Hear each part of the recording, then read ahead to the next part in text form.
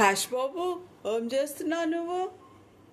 నేను రాగానే వెనకాలే చుట్టూరు తిరిగేసావు. తర్వాత సమ్మర్ వచ్చిందని ఇంకా ఆ బెడ్రూమ్ మొదలట్లా కదా. కూల్గా ఉంటుంది.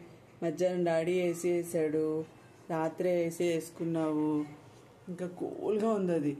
అందుకని ఆ బెడ్రూమ్ మొదలట్లా నువ్వు. లేకపోతే నేను ఇప్పుడే వచ్చాను బయట నుంచి, నా చుట్టూరు తిరిగేసావు. అయిపోయింది ఇంకా ఎగ్జైట్మెంట్. వెళ్ళిపోయి ఇంకా పడుకుని చూస్తున్నావు ఆ కూలింగ్ ప్లేస్లో కదా.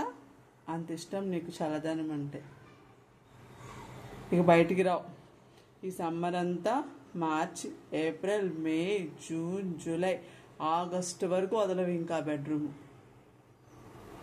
వస్తావు, ఆమె తినేస్తావు, టాయిలెట్కి వెళ్తావు, మళ్ళీ వెళ్ళిపోతావు లోపలికి. ఎందుకంటే ఆ కూల్ చల్లగా ఉంటుంది అక్కడ లోపల కదా. కూలింగ్గా ఉంటుంది కదా నీకు ఆ రూమ్ అంతా. చెప్పు కన్నయ్య. కాచులు, ఆచెల్లమ్మా తాతగారింటికి వద్దా? బొజ్జుంటావా ఇక్కడే? ఇక్కడే బాగుందా నీకు? సరే బొజ్జు బొజ్జు.